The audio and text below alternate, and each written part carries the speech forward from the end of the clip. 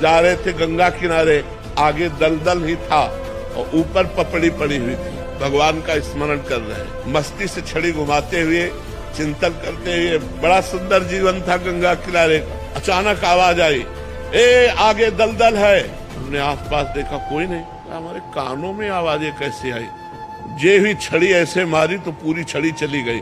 ऊपर पपड़ी है और नीचे दल। अब बताओ, अगर वहां फंस जाते तो क्या? ऐसे एक जगह नहीं, हमने हजारों बार देखा कि हमारे भगवान हमारी एक एक बात सुनते हैं, हमारे पास हैं, हमारे साथ हैं। हम